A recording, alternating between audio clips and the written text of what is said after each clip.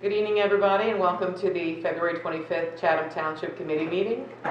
Prior to this general meeting, we did have an executive session where we called the roll, we did our Open Public Meetings Act, and we also approved the agenda.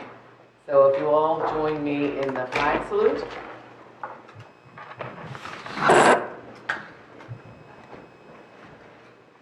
I pledge allegiance to the flag of the United States of America and to the republic for which it stands, one nation, under God, indivisible, with liberty and justice for all.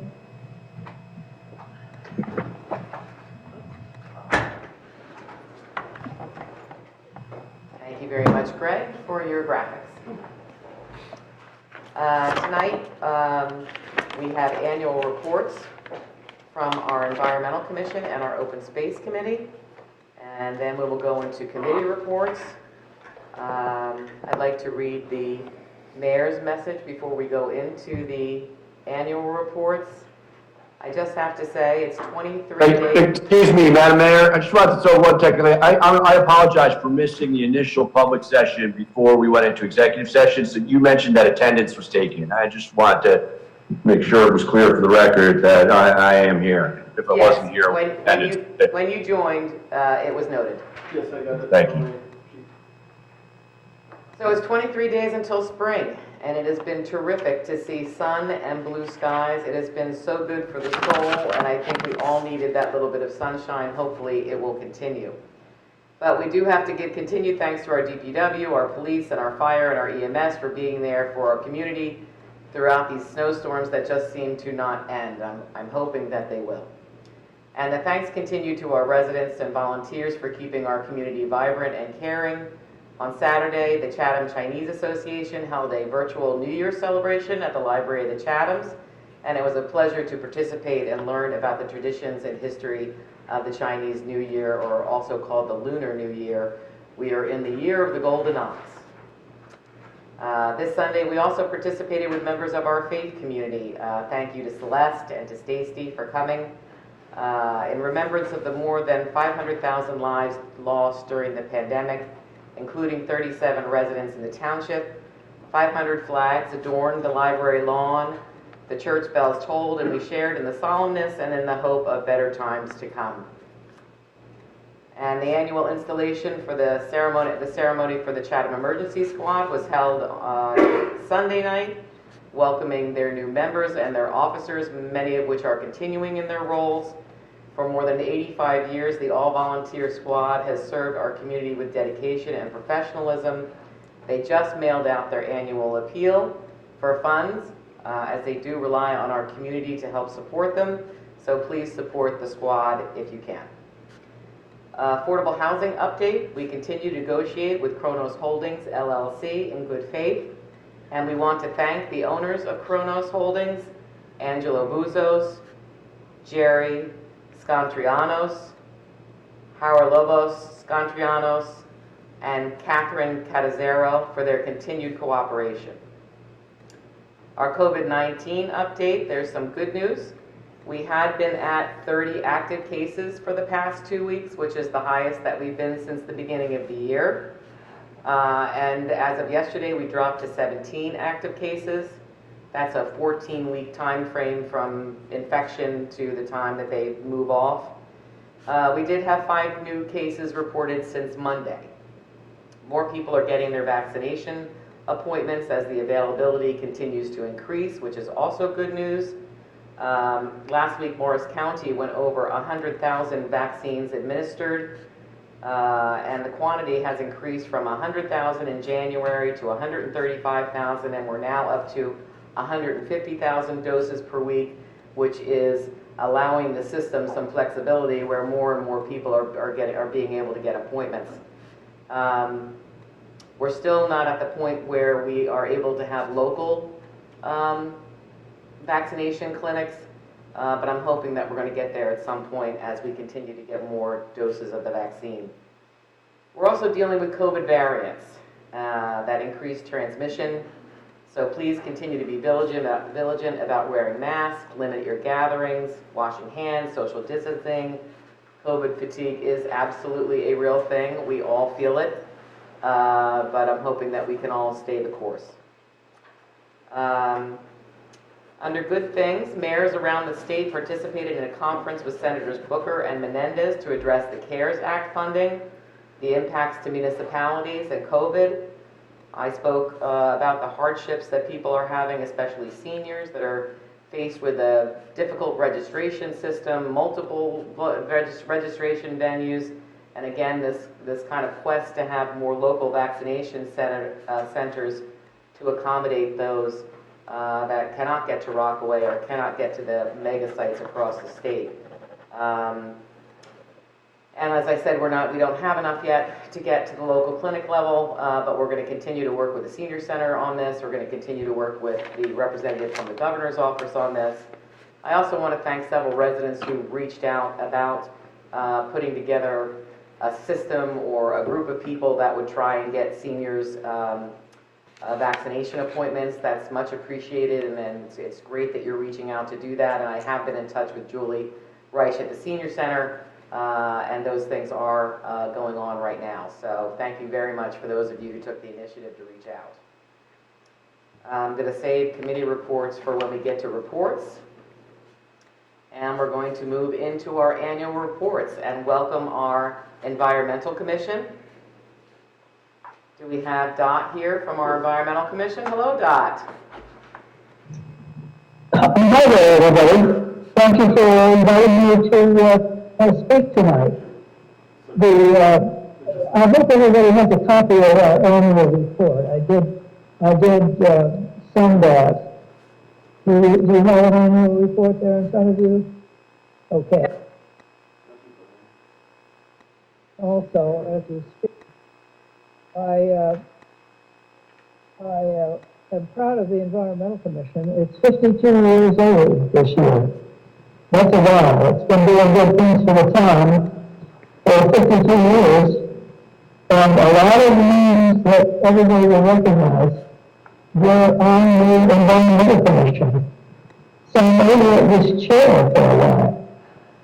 I do want to mention out loud the commissioners in 2020 who worked so hard. Peter Coviello, Kara Friesen, Marion Kelly, Amy Mason, John Miller, Matt Palmer, Doris Reed, Jessica Romeo, me, Don Cavasano, and Celeste Van Baffen, who has been Environmental Commission liaison for a couple of years now. And we had a couple of associate members who were very active. We learned from Albert Cruz that we could go ahead and have associate members without having to have them appointed. And we had a couple of very active people, Lisa McHugh and Mama Yoda Diane. The rest of the report pretty much speaks for itself, except the Environmental Commission is the green team. In order to obtain sustainable Jersey points, you have to have a green team.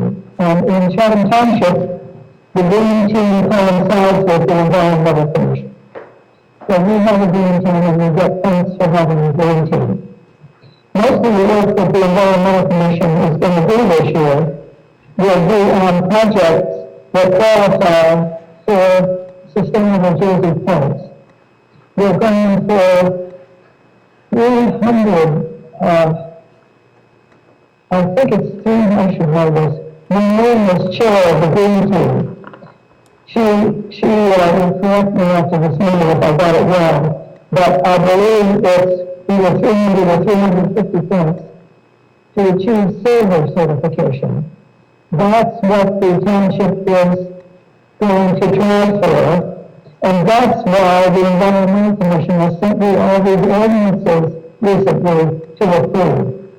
In order to get points from Sustainable Jersey for those topics, ordinances have to be passed to be sure that the town is on board with the project. So we apologize for taking up your time to have to review and pass those ordinances, but it does come off, and we're glad and appreciate that we did all that. The projects that we did are there in front of you. We did programs and We looked into things and we did the work through tree seedlings. We worked on the trail over to Green Village Pond conservation area. We did all the good things that are listed there. This annual report will go on the Environmental Commission's website. So if I skip anything, you can go to the website and read the report there. One thing I want to mention, everybody always wants to know, what are the plans for this coming year? And they're listed there under plans for 2021. We are going to have a seedling giveaway in April. There's going to be a regional yard sale in April. Regional meaning Chatham Borough, Madison, and Chatham Township. And we're working on all kinds of other good things that are listed there. I want to acknowledge again the help we have gotten for 18 years from Chatham Disposal, our disposal company, Shop Out of Chatham, and the Chatham Township Department of Public Works for donations of goods and services and providing assistance.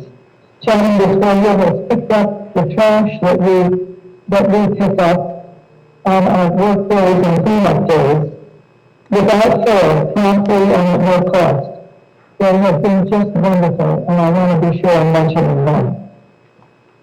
I think that's enough, because as I say, you can read the report on our website, and this might be a good time to answer questions if anybody has any questions. I don't have any questions. I just want to say thank you. Thank you for your 20-plus years of service to the Environmental Commission. Thank you for continuing to achieve and helping the township reach a silver certification. Fingers crossed this year that we're able to do that. We greatly appreciate our Environmental Commission continuing to put Chatham Township at the front of environmental stewardship. So, I will mention one other thing. At the Environmental Commission meeting this coming Tuesday, which everyone is cordially invited to attend, we will decide on a contractor from whom we will purchase 3 electric vehicle charging stations. Once we choose a vendor, we can complete the forms necessary to apply for a grant from the New Jersey Department of Environmental Protection, which will pay most of the cost of the units themselves, the network fee, and 5 years of maintenance. The locations of those chargers will be in the lower parking lot of the municipal building, conveniently near the senior center. One will be at Schaumburg Field, and the last one will be at Marshfield. So we are doing our part to electrify America. it's fantastic, and I'm glad that also our new hybrid police vehicle will be able to take advantage of those charging stations. So thank you for continuing to move things forward, Dot. Does anybody else have any questions or comments? I also wanted to thank the Environmental Commission. Every time I helped out on a project, they just do such a wonderful job. Protecting our environment protects our residents, and it's an impressive team, and I'm very pleased with all the work they've been doing in the past few years and in the upcoming years. So again, I also wanted to thank everybody on the Environmental Commission for all the work they do. It was really a team. The work is distributed evenly among all the members of the team. They are wonderful. We are a great group. Thank you. Thanks, Dot. Great job. Thank you. Thank you. Okay, thank you very much, Dot. Appreciate your time this evening, and let's keep rolling. We will. Okay, we're going to then head over to, do we have Joe in? We're going to let Joe into the meeting tonight, Joe Basralian, who is the chairperson for our Open Space Committee.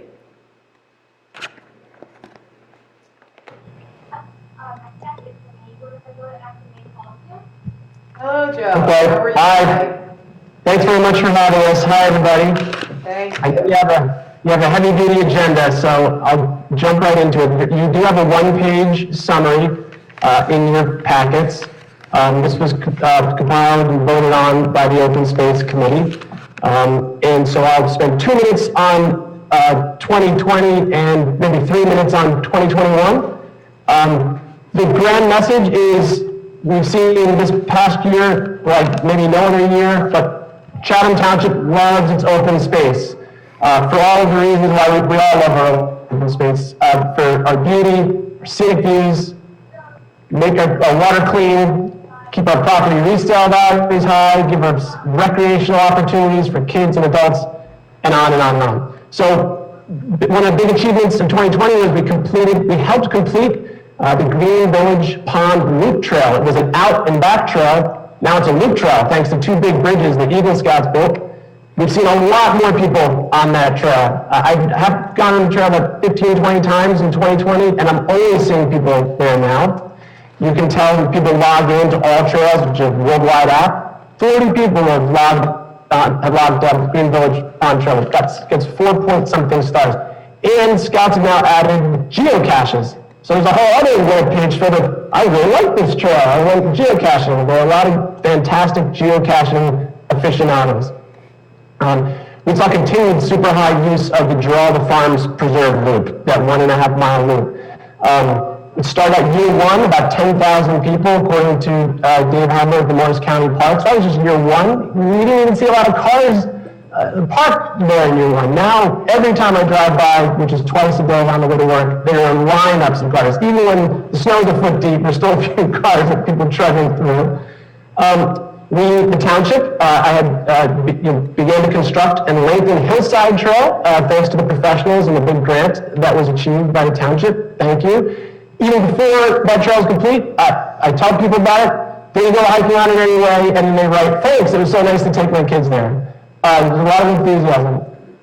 As a township, we adopted an updated open space element of the master plan, which you all know about. And also, really major, let's just say the most important positive development in 2020 is the township, as you all know, decided to avoid massive disturbance at a key parcel of open space on River Road. Because of affordable housing, we moved that. I mean, that was a really big achievement, a very heavy lift by everybody here, and now there looks to be a small development there. So, great achievements, we love our open space. On looking ahead, the Open Space Committee is an advisory committee. So here's our advice, which will really familiar to everybody, I think, because we've been talking about this. But first, and most importantly, and above all, now is the prime, pivotal, maybe probably last ever opportunity to preserve the 18 acres of land next to Nash Fields on Southern Boulevard. Once the opportunity passes to have recreational options, to expand our recreational facilities that are already there, to preserve our clean water and our air and our vistas, it's gone forever. And now is, I won't go into detail here, super opportunity to do that. I think I have high conviction we can do it with very, very, very minimal cost to the township. We know from history that the county is very interested in helping to preserve land there. So we've had a few, we think there's movement, and now's the time, and we can always go into detail on that at another time. And it would just make me cry to think that we pass on this opportunity, especially when the cost to residents would be so low. Second, we advocate for honoring current zoning on land formerly owned by Nellie Pearson Corp. And I'll just roll right into the next one. As just like you, we really hope for finalizing our round 3 affordable housing obligations, and I know we all agree we want to make material progress as soon as possible on our round 4 obligations, because if we can do that, we can control our destiny as a town. Just because somebody purchases a property or a developer may own a certain parcel does not mean that changes what we control. What changes what we control is the courts. As long as we keep, as you know, as long as we keep them at bay by being proactive in meeting our affordable housing obligations. We can control our open space destiny. Additionally, we would maintain the open space tax at 2 cents this year. Now, for the past 10 years, I've basically said, probably 8 of them, it's okay, you need to go to a cent, half a cent. I haven't really put up an argument. A lot of people tell me I should have, but Chatham Township Committee has made that decision, and I've always said I'll only advocate for maintaining 2 cents when I feel it would be extremely beneficial.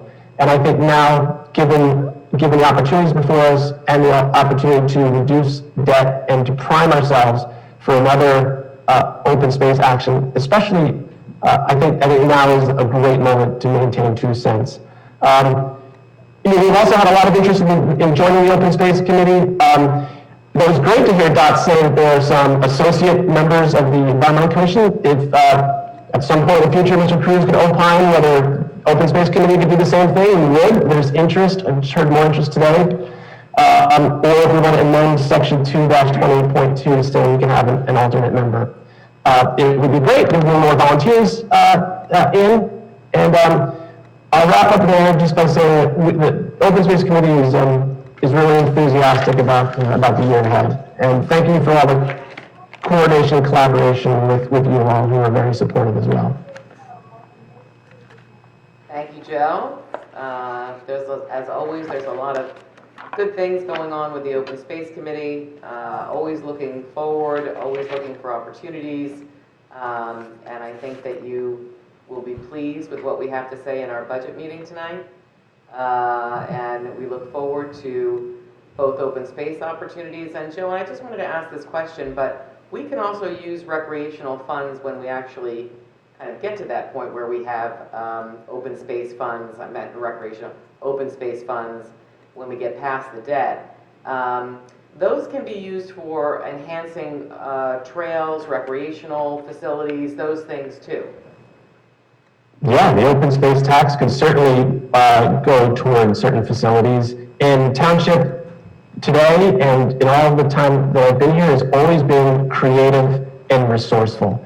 And that's why we have the type of town that we have, because of those two qualities, creativity and resourcefulness. Terrific. Well, as always, we appreciate your work.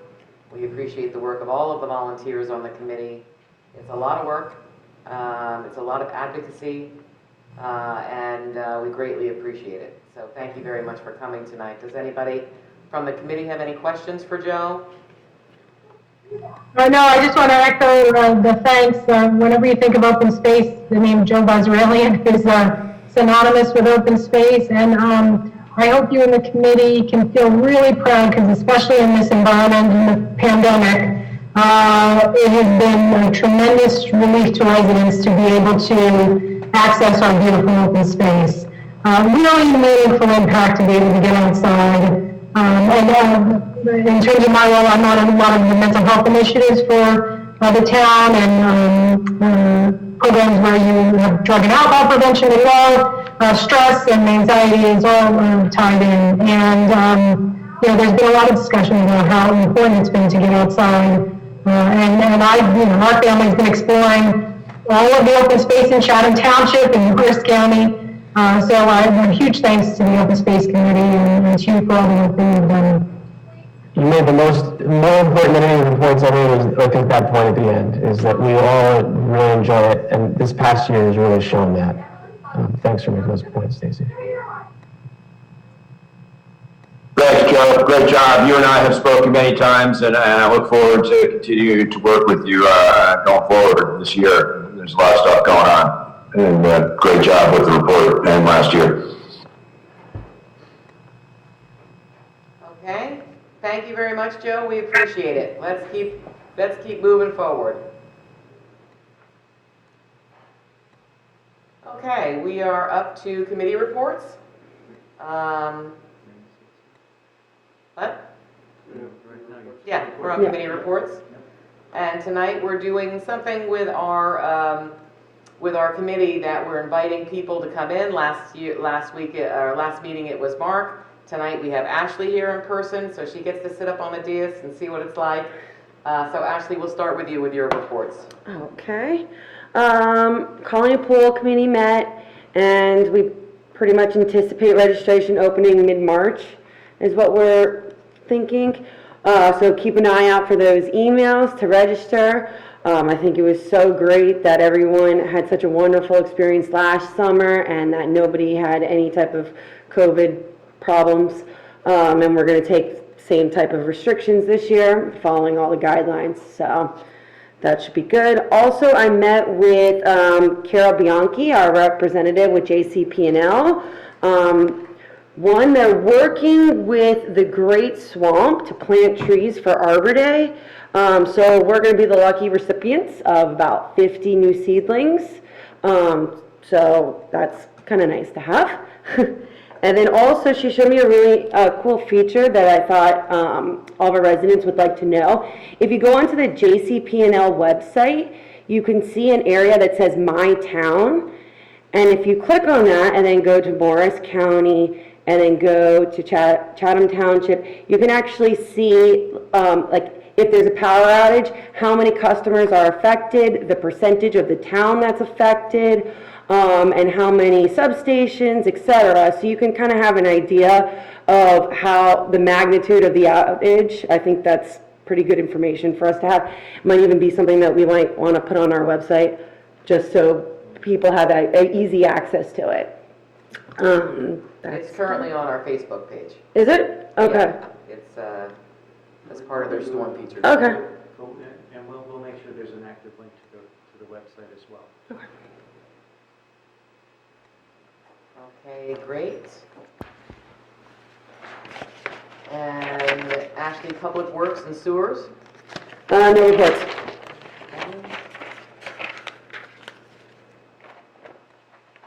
Okay, Mark?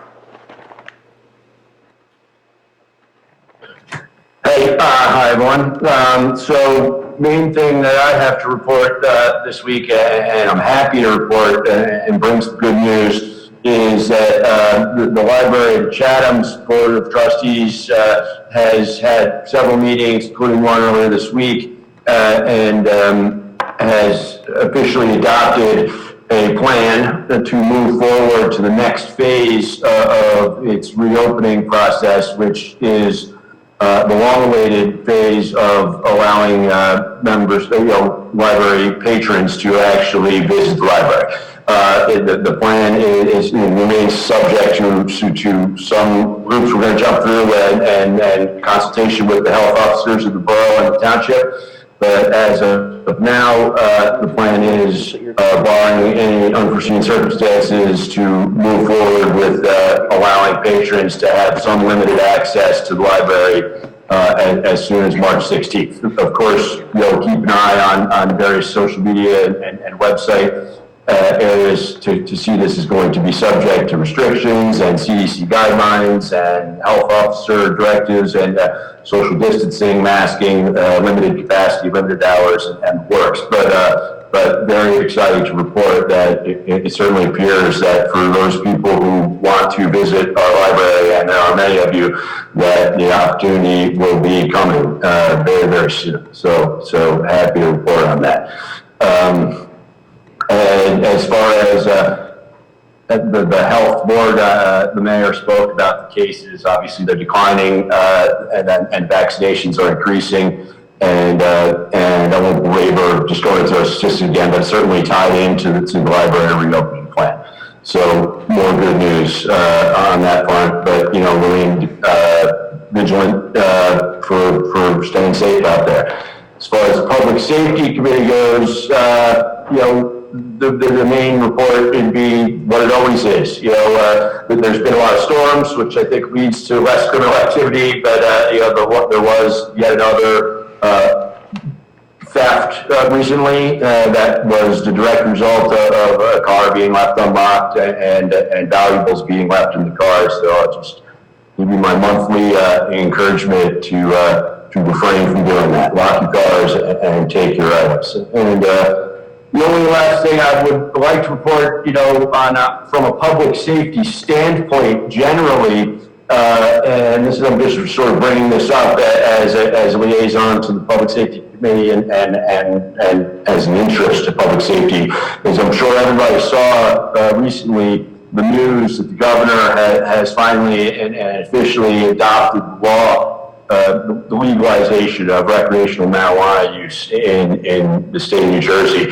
And many people, including members of this committee, will recall or otherwise be aware of that in 2018, this committee sort of preemptively adopted an ordinance addressed at a prohibition on certain types of businesses catering to that industry, we'll say, in Chatham Township. But the legal effect of the official adoption in Trenton of the law appears to have more or less effectively nullified such ordinances, subject to municipalities having the ability to reauthorize them. So I just wanted to throw that out there, make sure everybody was aware of it, so it's something both the committee members and the public could think of and contemplate it, and I'm hopeful that we can get the reauthorization of that on the agenda sometime in the very near future, because it is subject to a time limitation. Thank you, Mark. Board of Education? And no reports subsequently on that. Okay, thank you. Celeste? Okay, you hear me okay? Yes. Okay. Now, I'm just going to give you more detailed information on what the Environmental Commission is doing coming up. On March 22nd, last night, was Conference 365 with the Mr. Gardner Sherry Wiltshire, hosted by Mr. Challenge and the Environmental Commission. And this Mr. Gardner talk will outline what compost is, its benefits, and how to start and doing a compost bin. The key is to avoid in your compost pile and tips for success.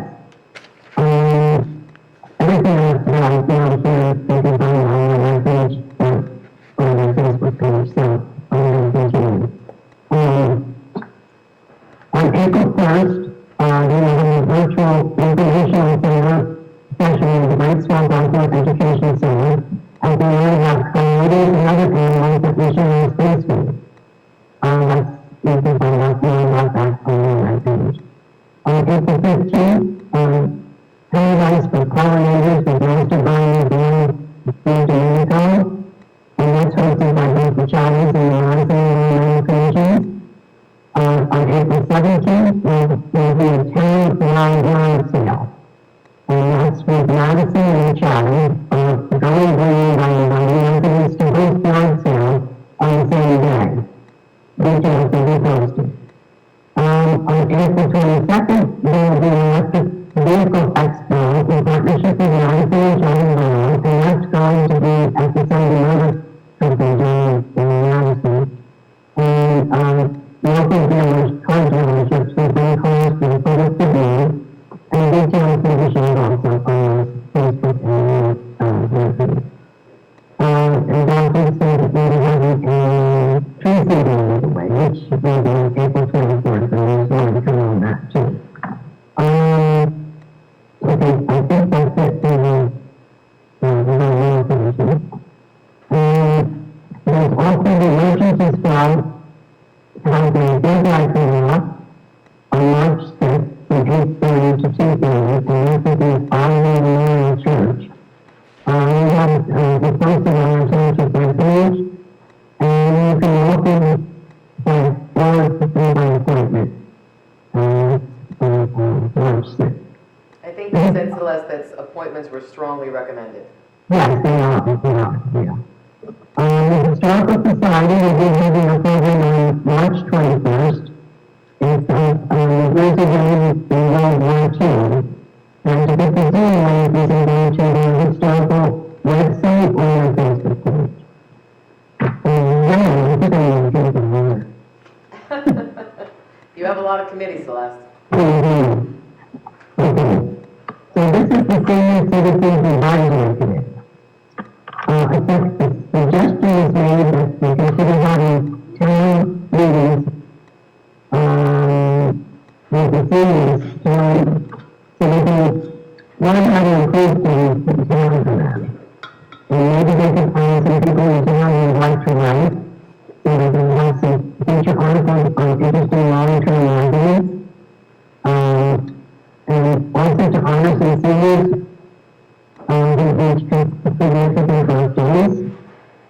senior center is still reaching out to the older seniors, conducting inquiries appointments for the COVID vaccine. And we also have been in touch with Amazon units and inviting people to them. And also to help them get food stamps, and to help out with the rent. The county is looking for clothing guides if anyone is interested. And seniors should be made aware that there are high school key card members who are willing to shovel their sidewalks and driveways. Are we going to miss anything? Let's see. I think that's it. Historical Society, did you do Historical Society? Yeah, we have the program on That's March. right, sorry. Yeah. I think that's it. Because it's really been not the Yep, I think that's it. Okay, terrific. Terrific. Thank you very much, Celeste. Stacy? Oh no, you're in the ether sphere again. I think she motioned that she's going to go back out and come back in. Now, I have to tell you that Stacy was in executive session for a full hour with absolutely no issues with her audio. So this only seems to happen when we get into general session. Show tunes? If you'd like to, well, actually Bob is tremendous at show tunes, so, and movie trivia. Okay, is this any better? Oh, there you are, okay. You're on. You just saved us from Bob jumping into show tunes. I kept seeing the little thing on the bottom that said, your mic is not working, and I thought, I hope this mic is working. The Affordable Housing Advisory Committee is scheduled to meet next week. I spoke with a few of the committee members, and we have a great team with a wonderful cross-section of experience and skills to bring to the process. I want to thank Mike Orion. He's already begun to map out objectives and a process. It's a huge undertaking. There's already tremendous thought given to the process and protocols to ensure things move forward in a productive and collaborative manner. We do still have openings in voting District 1, which is the Green Village, Hickory Place, Salonica area, and in District 9, which is Wickham Mills. So if anybody's interested, you can get a leadership form from our clerk, Greg Belconte, or online. It's posted online, and send it in. The Finance Committee, which includes...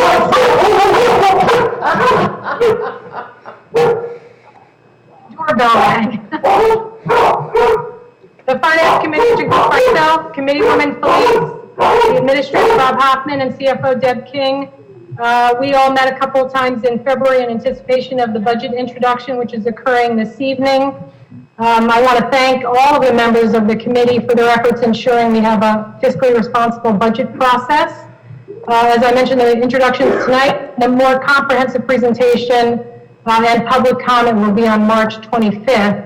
While 2021 is much like 2020 in that affordable housing, structured debt repayments, and the pandemic have had a profound impact on expenses, and then the pandemic also on our revenues. Thanks to an aggressive approach by our administrator and our CFO with respect to grant funding and overall belt tightening, we begin to move in a positive direction. The budget contemplates a return to the voter-approved open space tax levy of 2 cents per $100 of assessed value.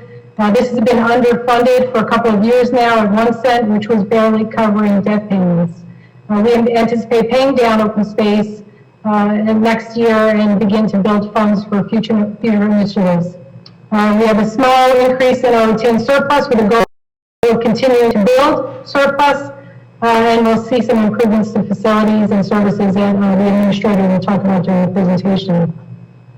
The Madison-Chatham Coalition and Municipal Alliance Committee of the Chathams have both met. Madison-Chatham Coalition had a speaker from the Atlantic Behavioral Health who talked about their outpatient program for adolescents dealing with alcohol and marijuana addiction. So that resource is available if people need help.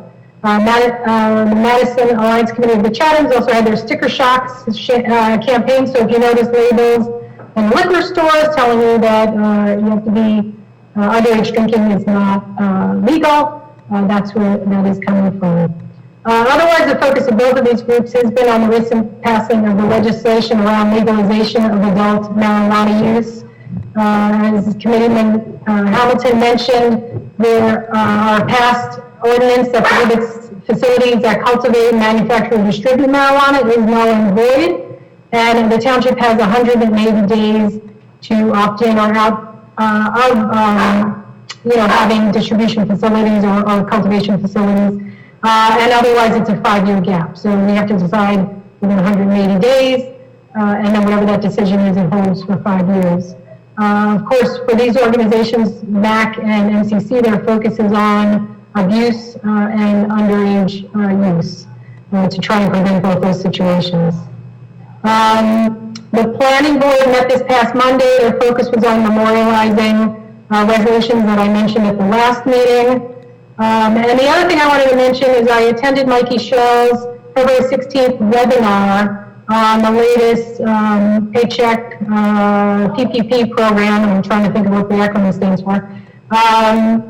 But a special PPP application window opened up yesterday, and it's extended to March 10th for small micro businesses less than 20 employees and sole proprietors only. There is a lot of money left in this round of PPP. At the time of the webinar, only a third of the funds had been accessed to date, so I hope our small businesses take advantage of the resources available to help them through this tough time. The deadline for the applications is March 31st, or when funds are exhausted, whichever comes first. But like I said, those smaller businesses is a March 10th deadline for a special focus on those groups. And I also want to remind residents, the Women's Center for Entrepreneurship, you can find them wcecnj.org. They are a wonderful local resource for small businesses. They will have a presentation. Their next webinar on the PPP is on March 1st at 5 p.m. So if you have interest in learning more about how you can get support from that program, you can go to wcecnj.org and sign up for that webinar. And I think that's everything I have. I think you covered it all. Thank you very much.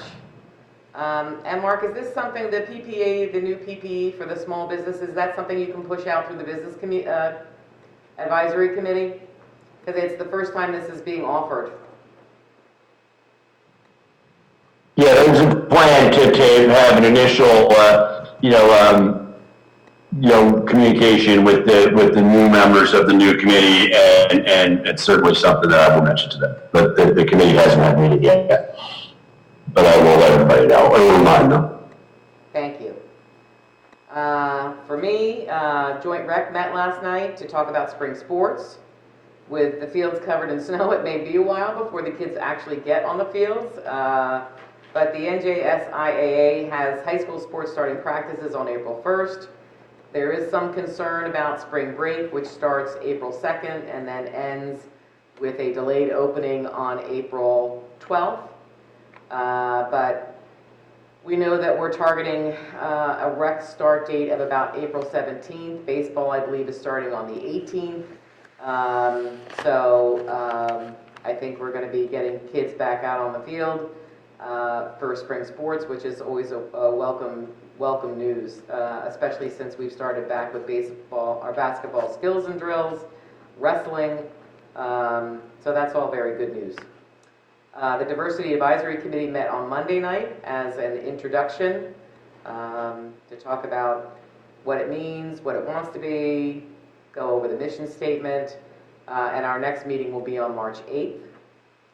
The Senior Center Board met last Saturday morning, and we discussed opening back up the center to limited in-person opportunities, fundraising, and getting volunteers for vaccine registrations, as several have mentioned. Joint Municipal Court has not met. We meet on a quarterly basis or on an as-need basis, so our next meeting won't be probably until April. And the Communications Committee is in the process of setting up a meeting. Our communication protocols need to be updated and revised now that we have our website in-house. And when we get 3 or 4 minutes to do that, we will set that up. And that's the reports that we have. So thank you all for reaching out in the community and for providing those reports. We're going to move into the hearing of citizens now. Oh gosh, I forgot all you guys. It's been so busy. John, do you have any reports? Nothing to report, Mayor, but I would note that on the consent agenda, there is a resolution to award a contract to install a new alum tank at the treatment plant. That's an above-ground storage tank that's replacing a approximately 30-year-old. So we're just proactively aiming that out. And the bids came in very favorable on that project. That's all I have. That is very good to know. Thank you. Albert, do you have any updates that you'd like to share? No report, Madam Mayor. Thank you. Greg, do you have any reports that you would like to share? Just to remind residents, if you haven't done so yet, please send in your dog license renewal forms, or if you have a cat, we do require cat licenses as well.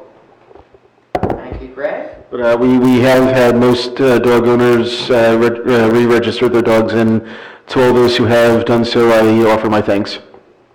Thank you very much. And are there any additional vaccination or rabies clinics planned coming up in the spring?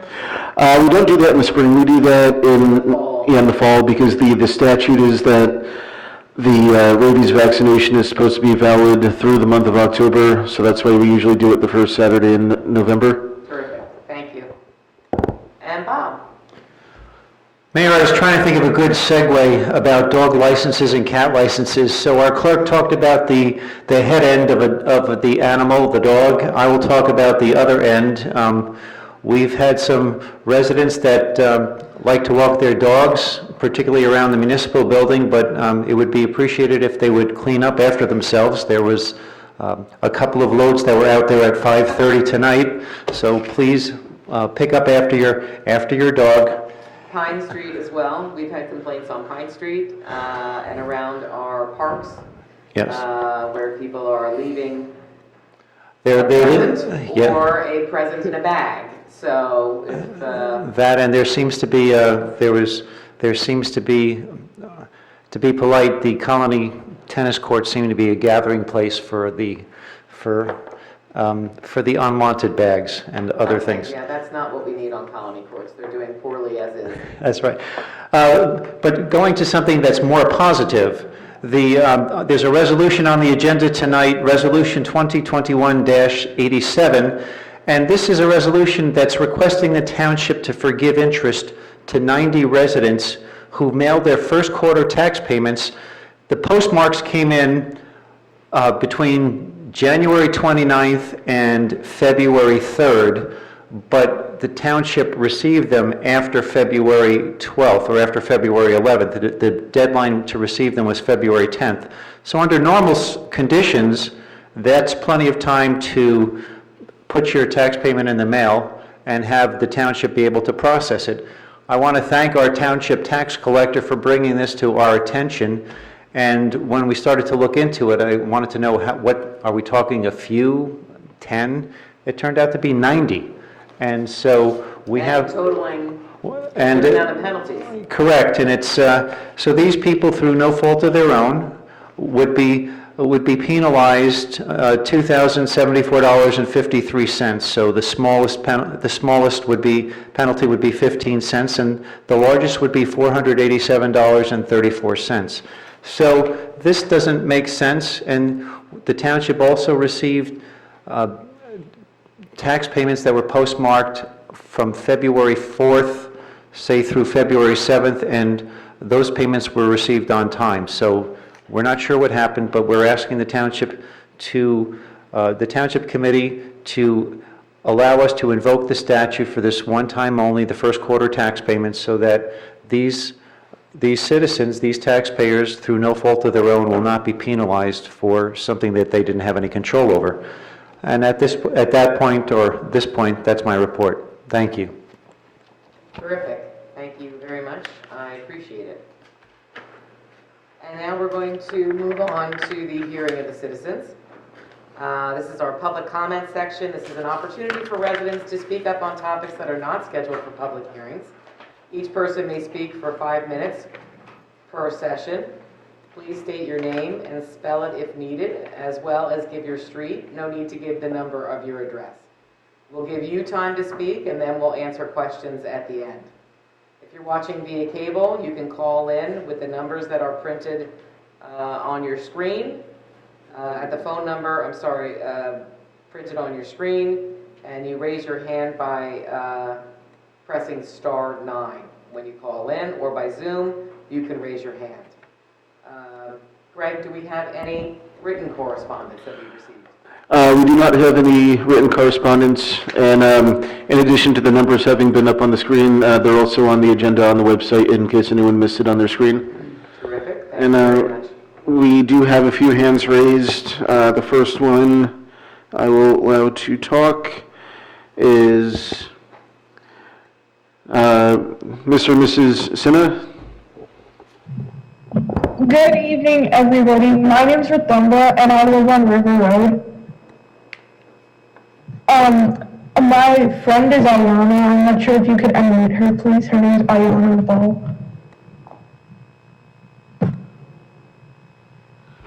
We do one speaker at a time. If you want to give your comments. Oh, okay. So, we actually wanted to bring up an issue which Mr. Hoffman already brought up. We are both Girl Scouts. We go to Chatham Middle School in 8th grade. And the issue is that the dog poop, people are being quite irresponsible. And not only is it unpleasant to look at, but it can spread diseases and is just an irresponsible act on the whole. So we wanted to bring this up because we believe with your help we can make change. And so some ideas we have are to make posters and videos to inform the public. One idea which we think would make a big change is to raise money and maybe put some dog poop bags around public areas where many walk their dogs. I think the next bit my friend can speak. Thank you. Thank you. And you said you have someone else who wants to speak? Yeah, Ayana, Ayana. Okay, I'll allow Ayana. Okay, go ahead, Iona. Some ideas. The message must be spread for this to be enforced. So next time you meet up with your friend, just let them know about this issue in our town. If people see this movement happening, they will want to join in and make a change. Sometimes people have just forgotten their trash bag, but other times they're just being irresponsible. As Mr. Hoffman told us, he was out when he saw an irresponsible dog owner leave their dog poop and sneakily try and walk away, even though they had a poop bag in hand. This is absolutely ridiculous, and to address this, maybe we can charge a small fine. In conclusion, people are behaving ridiculously and won't take the 30 seconds to pick up their pet's poop. We want to change this with your help. We believe this can happen. Please let us know if you have any suggestions. We really appreciate that. As a community, we can solve this problem. Thank you for listening. Ayana, if you could please give your last name for the record. Ayana Ball. How do you spell that? Your last name. B-A-H-L. Thank you. All right, I foresee a Scoop the Poop campaign coming our way, and I think that's terrific. Any educational efforts to remind the public that it is their responsibility to clean up after their pets, and no one wants that. So thank you, girls, and we look forward to what you come up with. Okay, the next hand up is Carol Bianchi. Hi, thank you, Greg. Can everyone hear me? Yes? Oh, great. Okay. Carol Bianchi, I'm your External Affairs Liaison, as you know, in CP&L, and I just wanted to pop in, and I'll just take my few minutes of public comment, if you don't mind, to do a little recap for you and for the residents of the work that we did in 2020. We'll do a little look back and a little mention of what's coming this year. So in 2020, we performed an additional 25 miles of tree trimming, and that is in addition to our 4-year cycle of tree trimming. And we think that that has paid off. As you know, we had a number of winter storms, and we saw fewer outages and a faster restoration. And we do attribute that partly to the tree trimming program We've also done our 4-year vegetative management in 2020, and that included also overhead and underground inspections and pole inspections. We installed protective equipment on our transmission lines. Also SCADA controls, and those are remote controls to open and close breakers. That saves on the duration of outages. We completed a project, I think it began in 2019, but we replaced all the underground wiring in a particular neighborhood by Birch Hill and Sunset, and I think that has benefited them as well. We installed a number of trip savers, and I think you might recall from when I came in a while back, these trip savers are automatic reclosers, and they save the time for a crew to come out and close a breaker. So if there's a trip on the line that's caused by a tree limb or a squirrel, the recloser, the trip saver, will close 3 times if it's a temporary interference. This year, I'll be sitting down with Bob and, some of you, the mayor and your utility liaison, Committeewoman Felice, to talk about upgrades that we'll be doing on the transmission lines. And then we're starting to gear up for that. We're going to continue to do our vegetative management. And what more can I tell you? We're very excited. We have more safety trailers. Prior to COVID, we were doing not only our DCC tours, but also safety trailer demonstrations. And I know a number of you came to the DCC tours, the dispatch command center tours. But the safety trailers are really educational. And we're going to be taking those safety trailers to the schools as well to educate the students. So we're really looking forward to COVID getting behind us. I don't know when that's going to be, but I think we're all hopeful. And we have, as I said, we've increased the number of safety trailers. These safety trailer demonstrations will be conducted by our linemen, our crews, linemen and women. And I need to give a shout out to our line workers because they worked through all the storms, and they worked Christmas Eve and Christmas Day, and we all did, but at the same time, I got to be home in my warm home, and they're out there, and they're not with their families, and they're traveling from other states, so I need to give them a big shout out. They're really hard workers. As Committeewoman Felice mentioned, I had the pleasure of meeting with her, and we did talk about the apps, and she installed it on her phone, and that's something that I would encourage our customers, your residents, to do as well. It's just a really quick way. You just put that on your home screen, you tap it, and you can get all kinds of information. So I'll be happy to work with you on the resources and having the residents access those. What else can I tell you? I've spoken with your new OEM coordinator, John, and I look forward to meeting him. And actually, I really hope that we can have a sit-down, the mayor and the OEM coordinator, utility liaison, and just work together. I've had the pleasure of working with Bob, of course.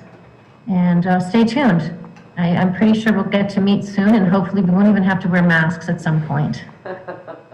That's the goal. We wish you all the best. Thank you very much, Carol, for calling in. Madam Mayor? Yes. If I may, Carol, tomorrow you get an email from me, but the lead is that we will go with the eastern red cedar for our saplings. Okay, say that again, Bob. What are they called? The eastern red cedar. Okay. And I'll put that in an email to you. That's great. All right. Bob was trying to get some palm trees out of us and some sequoias, but I like it. I like the way you think. Yeah. we'll be a little more practical than that, Bob. All right, so 6 foot tall in a ball, and then the other thing that we were looking for was some hops that we can plant over there so that we can have a renewable resource to send to the microbreweries. I'm only kidding about Sounds the good. hops. I think you've got a good administrator there, folks. Yeah, palm trees and hops. He's very creative. That's where we are. Yeah, Thank you thanks, very much, everyone. Carol. Have a good night. You too. Do we have anyone else, Frank? Yes. Last 4 digits of the phone number, 7778. Good evening, this is Stuart Carr, C-A-R-R, from 3 Crestwood Drive in Chatham Township. Have 3 items tonight.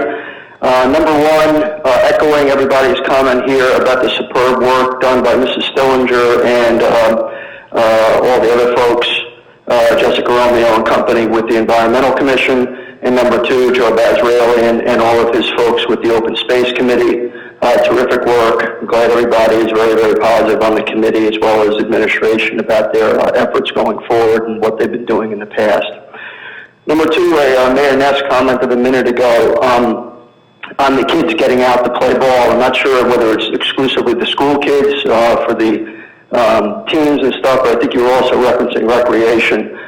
We can recall the chairman of the planning board the other day referenced an amendment to or adjustment or a clarification to the Oak Knoll contract / agreement that you folks had. I was curious whether there's been any comment to Oak Knoll about potentially using some of their fields on Sundays or whenever it's not being used by Oak Knoll, particularly the turf field, because given all the snow, et cetera, that Mrs. Ness referenced, perhaps this will be a good time to actually avail ourselves of those fields at some point to the extent that Oak Knoll is amenable. So I was just curious if you could maybe give that some thought going forward here. Then number three, the reason I'm calling 2 cents. Mr. LeConte read some questions, comments I had the other day. I didn't hear any answers about the straw poll on the administrator and the 5 committee people about where they are as of last 2 weeks ago, and I guess as of tonight, not just discussing the budget, but where you would be at this point about approving a 2 cent number versus some other number. And then sidebar to that, I'd like to hear kind of a straw poll comment about this issue on the actual use of the proceeds. And there's been a little bit of talk about the maintenance of fields, not fields, but maintenance of trails and maintenance of other assets and then also improvements. That kind of, at least in my mind, gravitates a little bit into the operating budget context versus the capital budget context. And I think the original thought for the open space tax was as a capital item as opposed to a subsidy or a supplement to the operating budget. And I understand funded depreciation can be looked at as a capital item or as an operating item, but I think we want to maintain the diligence and the discipline of debt service and future acquisition as the reason for the 2 cents, as opposed to acquisition partially, but also maintenance and upkeep of existing activities. That's all very important, but I think, again, that's more of an operating budget theme as opposed to a capital budget theme.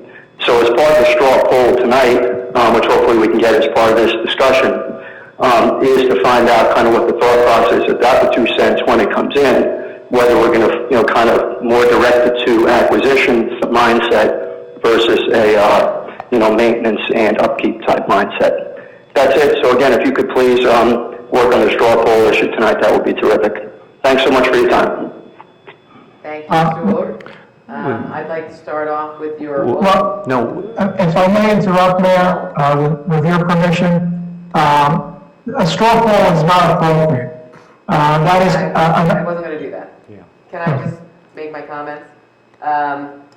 Oak Knoll, I wanted to let you know, Stuart, that yes, Carol Nauta has reached out, and it is going to be put into our rotation of fields, whether or not it comes to pass that their schedule will allow for additional field access, but we are going to ask for it. So it is something that was put on as part of the planning board, as part of their application to have increased usage of their field. So we will be looking to see if we can leverage that opportunity on that. As far as the 2 cents for open space, we're going to be speaking about that as part of our budget introduction tonight. So I'm sure you'll hear all of us speaking about our opinions on how we're going to get to 2 cents or whether we support that or not. So I'm going to delay that to letting you hear our discussions with the introduction of the budget. And as for the use of proceeds, the proceeds from the recreational, from the open space fund, when we get to the proceeds part of actually having proceeds in the open space fund, they can be used for a variety of things. They can be used for the purchase of open space. They can be used for maintaining recreational facilities that are on open space. And I think it's going to be part of our goals and objectives and planning process that we've instituted to take a look at what our priorities are when we do get to that point where we have available funds in open space. So I'm going to leave that as part of our discussion with the budget. Next. Okay, the next hand up is Robert Vasecchia. If you could state your name and your street for the record and unmute. Bob Vasecchia, Spring Valley Road. Go ahead. Okay, great, thank you. Thank you very much. Calling in tonight as it relates to the meeting on February 11th, and as it relates to the committee resolution and the consent agenda. And I had requested an Oprah, and Greg, thank you very much for your efforts. I know that was probably very, very time consuming. And as I was looking through the information that was sent to me, I came upon an email that basically said that the consent agenda needed 48 hours before the meeting on February 11th. And apparently the information was not presented in the consent agenda 48 hours prior. And it seems as though that the committees that were formed, the volunteers that were chosen, it seems as though that the consent agenda was put the same day or was added the same day as the meeting, potentially violating the bylaws that was set up by the committee. And if the bylaw was essentially, if there's a unilateral decision to add that consent agenda the day of, would that effectively invalidate the committees, the volunteers, and the whole process for the affordable housing, the diversity, and the business committees? So I'm a little bit perplexed as to why those bylaws may have in fact been breached. Can you address that, BMS? Thank you. I'm not aware of any bylaws being breached. As I said back when we were doing this, the memo to all of the committee members went out on the 8th with the opportunity in the memo saying that it was going to be put on the agenda for Thursday and the opportunity to comment. Having not received any comments during that time period, with the exception of the desire to make this a public vetting process, which we absolutely did not want to do. I'd have to, Albert, have you speak to that. Yes, Madam Mayor. I differ from the speaker's opinion. One of the reasons that the agenda is approved at the beginning of every meeting is to comply with the bylaws, including fixing the agenda for that meeting. And that occurred on February 11th. Items on the consent agenda, as the consent agenda clearly states, may be removed from the consent agenda by any township committee member for further discussion. And resolutions that have been on each and every consent agenda this year, including the reorganization meeting, there have been requests to pull the item from the consent agenda for further discussion. So approval of the consent agenda is provided for in the bylaws, and the committee can waive the bylaws by a vote and by approving the agenda at each meeting. If there is any non-compliance with the bylaws, the committee waived that requirement. So I think that this is a very technical argument that is being raised, but it is one that the committee cures at every meeting when they adopt and approve that consent agenda. And in addition, that it's on the consent agenda doesn't mean it will be voted one way or another. Every committee member then has the right to pull an item from the consent agenda, call for discussion, call for a separate vote, or take some other appropriate procedural action. Thank you, Albert. Greg, do we have anyone else? We do not have any other hands up. Terrific. Thank you all for participating in our public comment session. We are going to move on to the introduction of the 2021 municipal budget. Now, Bob, would you like to do the presentation first, and then and then the committee can move the resolution? Sure, we have a conservation easement on the agenda before that, then we have the cap bank ordinance, and we have the salary ordinance. Okay, sorry, I must have a... Oh, okay, sorry. Well, even, I have an agenda from earlier today that has these reversed. So then we'll move to the public hearing and the final adoption of our ordinances. We have 3 on for tonight. These are all final adoption of these ordinances, in which we'll have a public hearing for these ordinances. So Greg, I think we're going to do those first. Yes, if you use the agenda that I gave you this evening. Yep, I have it. Greg, could you read the first ordinance?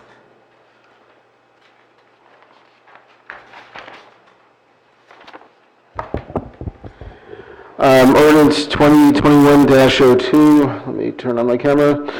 Ordinance of the Township of Chatham, County of Morris, State of New Jersey, accepting a conservation easement across lot 18.02, block 60, as shown on the tax map of the Township of Chatham. Thank you, Greg. Do I have someone who will move ordinance? Public hearing first. We're going to have I thought we had to move it and then have a public No, you have to have the public hearing first, so that way the motion is based on the public Then hearing. I'm going to open up a public hearing for ordinance 2021-02, accepting a conservation easement. We'll welcome anyone who would like to speak specifically to this ordinance as part of the public hearing. Greg, do we have anyone who would like to speak to this ordinance? We do not have any hands raised. Terrific. Seeing none, I'll close the public hearing. And I will... And then we do the motion before the committee discussion? Yes. Yeah. And then I will ask for someone to move ordinance 2021-02. Do I have a motion to move that to the table? So moved. So moved. Do I have a second? Second. Second. Thank you. Is there any committee discussion on this conservation easement? No? Seeing none, we're going to move to a roll call vote. Mrs. Felice? Yes. Mr. Hamilton? Yes. Mrs. Fondaco? No. Deputy Mayor Ewald? Yes. And Mayor Ness? Yes. Thank you. Ordinance 2021-03. Greg, would you like to? It's ordinance 2021-03, an ordinance to provide minimum and maximum ranges for the compensation for certain positions of employment in the Township of Chatham and the County of Morris, State of New Jersey, effective January 1st, 2021. Thank you. And then we'll open up the public hearing for anyone who wants to speak specifically to the salary ordinance. Do we have anybody, Greg, who's raising a hand? We do not have any hands up. Thank you. Seeing none, we will move to committee discussion. Does anybody have any discussion on the salary ordinance for... Do a motion? Oh, sorry. Do I have a motion to move this forward? So moved. I'll take Ashley as the moving it and Celeste as the second. Do we have any discussion amongst the committee members? Seeing none, could I have a roll call vote? Mrs. Felice? Yes. Mr. Hamilton? Yes. Mrs. Fondaco? No. Deputy Mayor Ewald? Yes.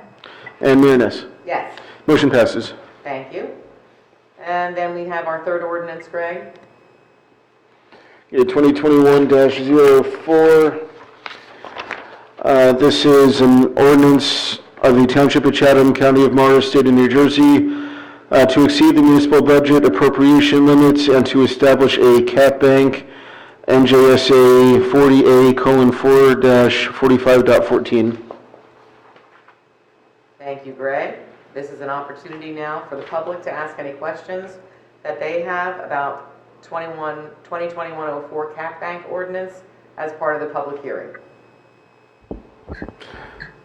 We do not have any hands raised. We do not have any hands. Okay, then I will close the public hearing.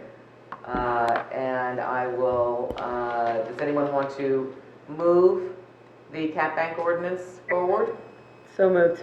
So moved, and a second? Second.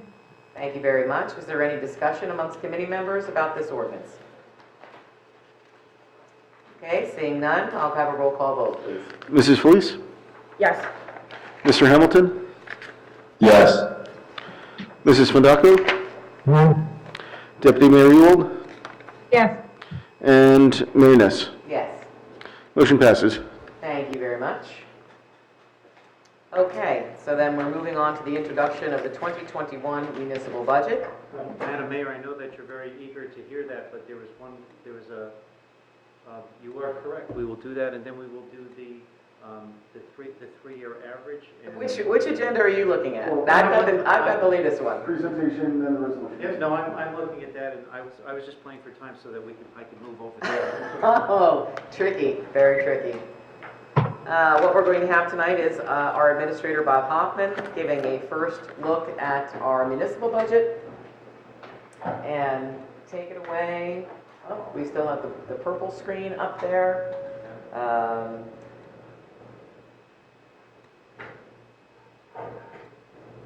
We're having our technical hookups here. That's why we're playing for time. Oh, okay. Well, you see, when you play for time, you do this. This is what this means. Or this means play for time.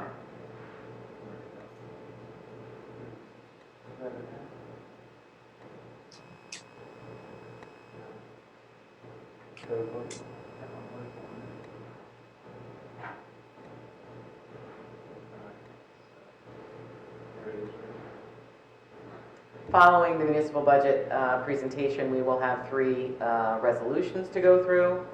We'll have the introduction of another ordinance, and then we'll have our consent agenda.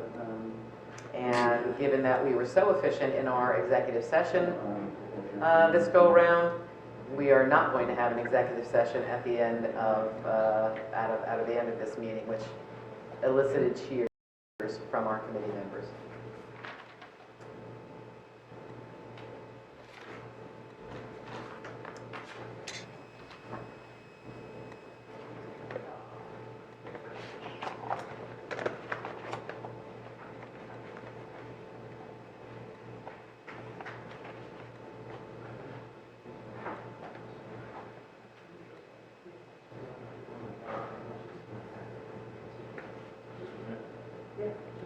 We have achieved screen sharing, so that's positive. I didn't want to be impolite.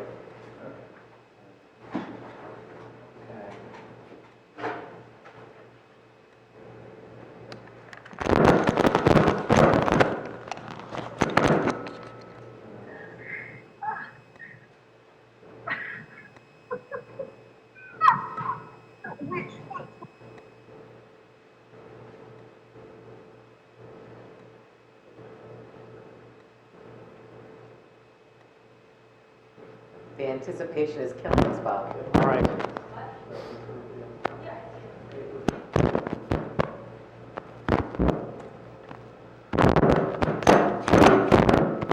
Are you ready? All right, thank you, Madam Mayor. Good evening, everyone. Tonight we're going to have the introduction of and presentation of our 2021 township budget. The township budget, the presentation tonight, is one step on a process. It's a continuum. Our budget process began in October of 2020, and now we've reached the point where, after meetings with department heads, with our professionals, with our finance committee, we're at the point of the budget introduction. So tonight we have the introduction. On March 25th, we will have the public hearing, and there will be the opportunity for our residents and others to ask questions about the budget. So that will be a month from now on on March 25th, and October is something for one of our questions for the March meeting. So stay tuned. But we're going to have after the public hearing on the budget in March, We will also be asking the Township Committee to consider an introduction of capital ordinances so that we can pave roads, we can purchase equipment for the sewer treatment plant, we can purchase equipment for the DPW, and we will have funds for affordable housing obligations that we will have in 2021, just as we had in 2020. Then we will have public hearings on those ordinances on April 8th for the capital ordinances. Then there's a 20-day period called an estoppel period, and that would end on May 3rd. And then we would be asking the Township Committee at the earliest on May 13th to consider awarding contracts for different projects so that we can get our roads paved and we can do other things.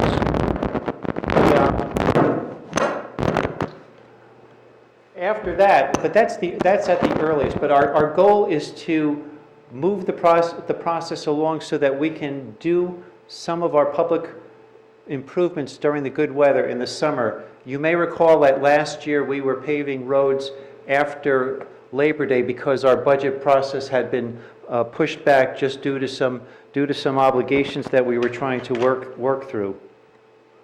So again, questions on Thursday, March 25th, and the budget process is something that basically it starts in October, and it is basically a continuum. So we go through, we look at how we can spend funds, how we can invest in our infrastructure for future, and look to see where we can tighten our belt. So we've talked about some of the timeline, but let's talk about some of the challenges that we face in 2021. Our goal is to provide services and programs in a manner that's safe for our participants and staff. At this time last year, the thought of COVID-19 was just starting to bubble up. It was not really here, but it was something that was talked about. But when it came, it had an effect on the township. It had an effect on all of our residents as well as our sister municipalities.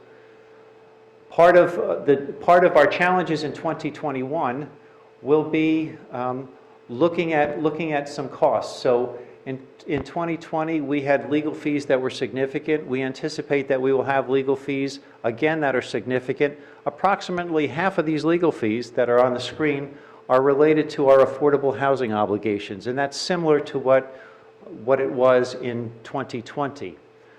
We had shortfalls and loss of anticipated revenues that were related to COVID-19 and some of the activities that had to stop, and some of the revenues that were lost because of that. So in 2020, we basically we anticipated revenues, and we had about a $100,000 loss in those anticipated revenues. What were some of those? Some of those were the courts were closed for about 6 months, so we were not receiving anticipated income. We've taken a look this year, and the courts are open, but they're not as active as they had been. So we're averaging $700 a week in court revenue. So that's not something that would reach our target for past years. So we have reduced that significantly. We've also had losses in interest income, and then we had losses related to the colony pool, and we took a hard look. And the colony pool was open last year. It was open for a shorter period of time, but it was opened as a way that our residents could have an outlet, a safe outlet for recreational activities. This year we're also we have IT costs that we're budgeting for in our operating budget. So that's at about an increase of $60,000. Last year we had a capital investment in our IT costs, and that was about $300,000, and we've made the needed improvements in our infrastructure backbone, but these are some of the costs going forward.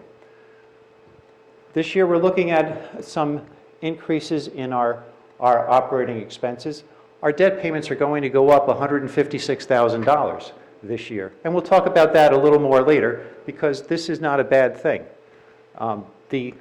Police compensation per our new police contract, it's going to add about $100,000 to our budget, but that was something that was anticipated.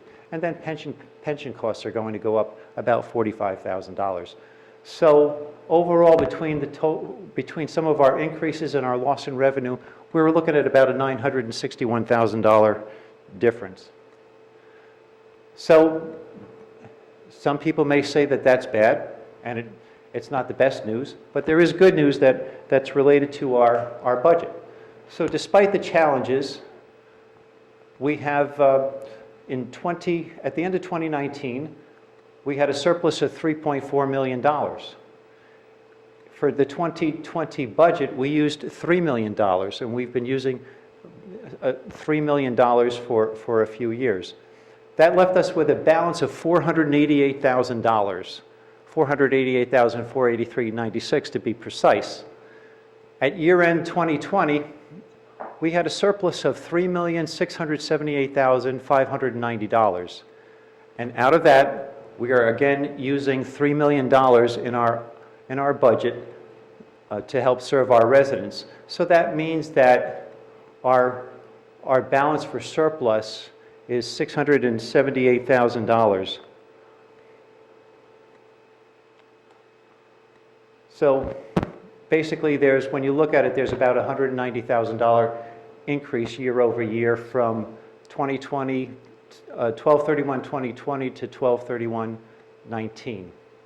Some of the other things that have occurred that are good news. Our ratables have increased incrementally, so we haven't lost, and we've had some increase, and that's helped to offset some of the tax appeals that we've had and that we anticipate having. How does that translate into the tax rate? So the local tax rate increase in 2020 over 2019 was 2.8 cents. This year, we're projecting that the local tax rate increase in 2021 over 2020 is going to be 2.7 cents. So it's a little less than in 2020, and the 2021 rate will include a couple of things, including a recommendation that the open space tax revert to 2 cents per hundred of assessed value. But overall, the township, based on recent and past financial decisions that were sound, we're adequately positioned to respond to our affordable housing requirements and COVID issues that are projected for 2021. If something else similar to COVID occurs again, we might not be adequately positioned, but right now, based on what we know, we are adequately positioned to respond to the needs that are before us. So in 2020, the tax rate was 0.348. This year, it's going to be 0.375. And you talk about percentages and rates, but what does this mean in real dollars? In real dollars, this increase translates into a $216.58 increase on the average home that's assessed at $833,000. Some of the expenses that will be covered in 2021 based on the local portion of your property taxes are our affordable housing obligations.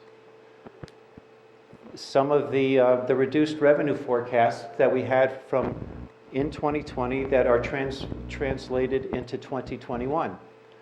And the recommendation that our open space tax stay at 2 cents.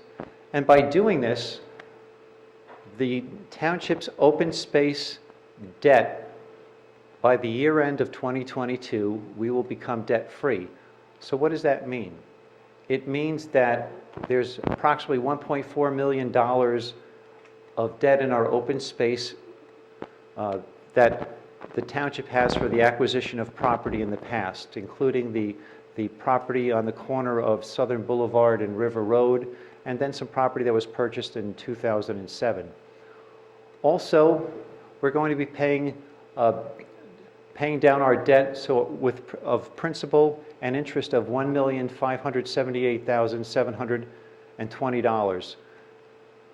You may recall from one of the previous slides that I said our debt payment was going to increase by $156,000 this year.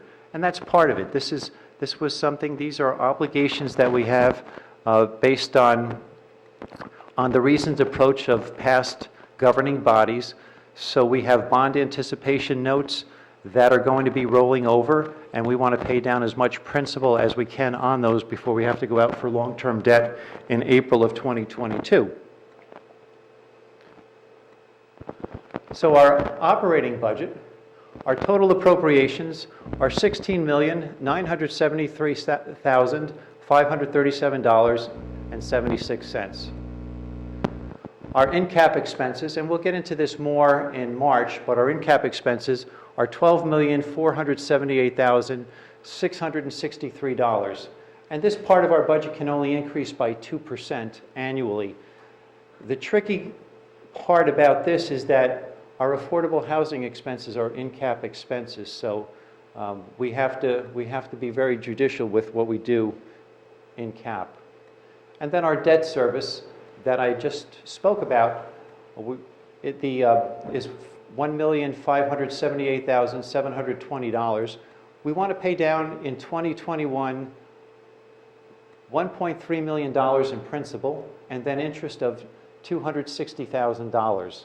So this will help position us for our long-term bond sales next year in 2022, in April of 2022. And then our out-of-cap expenses are projected to be $1,472,171. Our capital improvements, this is our 5% down payment on the capital budget, so that's $167,450.